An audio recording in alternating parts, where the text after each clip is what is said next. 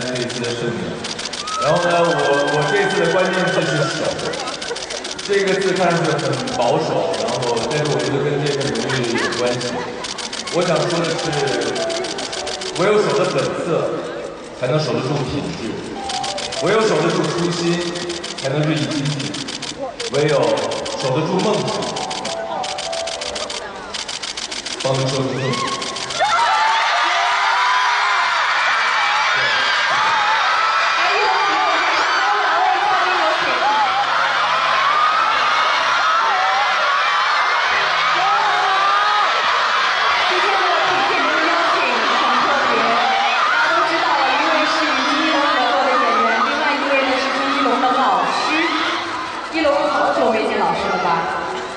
很久很久了。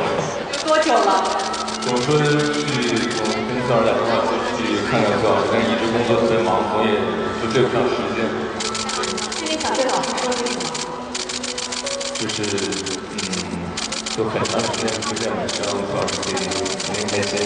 然后其实这么长时间在影视行业里面，孙老师对我们的教导一直贯彻到现在。孙老师，我们进学校第一句话就是你先学演戏，先学做人，所以这句话一直激励我。啊，今天在台上看过朱一龙做学生是什么样子的，只有崔老师。崔老师可有发言权。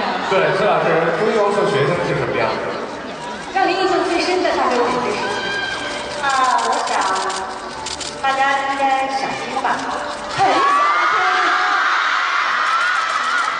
因为当时就是在读大学1年级的时候呢，有2个作业就让我特别的还记得，10几年过去了我还记得。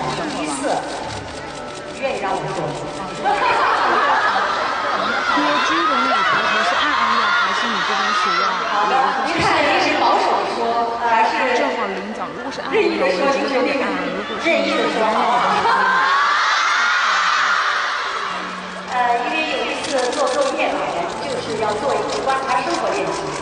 这个朱一龙呢，他就特别傻，在外面站了几天，就眼睛目不转睛的看着烤红薯的摊子，然后呢就不停的看，我也不知道他要干什么，然后就第2天呢就有一个表演课，他就来了，就是特别可怕的，突然来了5、6个像民工一样的人，抬着那个烤红薯的那个摊子就来了，是他租的一个摊子，要这一天很多的钱，就是那个烤红薯的钱他也要给，这个摊子的钱也得给，他也要给。好，然后就是什么彭冠中啊，什么陈琳他们都坐在那儿看，结果他就是傻乎乎的在那儿从头看到尾，然后说老师，我的节目演完了。对，他就是演了一个观察者，他就是演一个看卖红薯的人。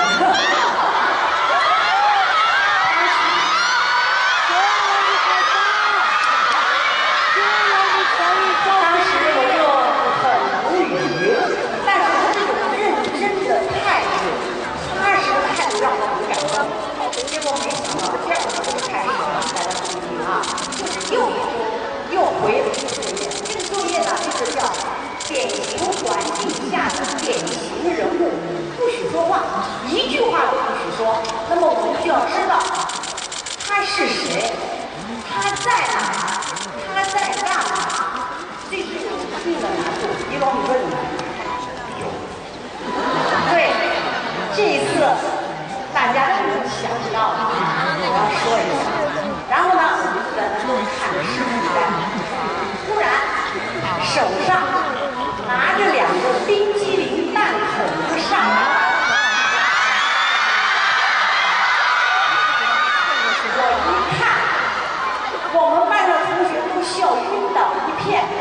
然后他就来了以后就东看看西看看，然后就坐在那儿就看。同学就说了，我待会儿不说，我现在还不说，然后待一会儿以后就开始做这个动作啊，大家看。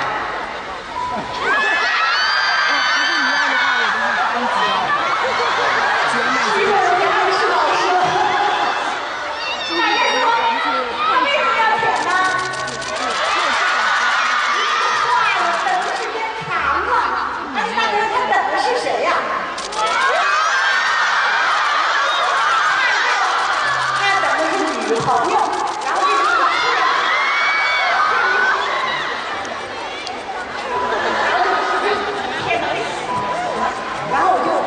学，我说哎，同学们，朱一龙有没有女朋友？他们说当然有啊，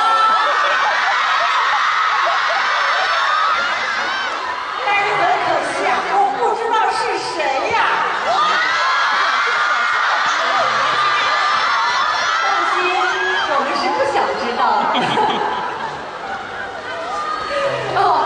其实戏剧学院的老师和学生的关系真的很特别，电影学院表演系的老师和学生关系真的很特别，因为真的就像家人，像妈妈啊。一龙，今天老师在说这些的时候，可能也回到了自己校园时代哈，那么多年没见老师了，对自己曾经的同学，对自己的老师有什么样的祝福送给他们吗？当时我觉得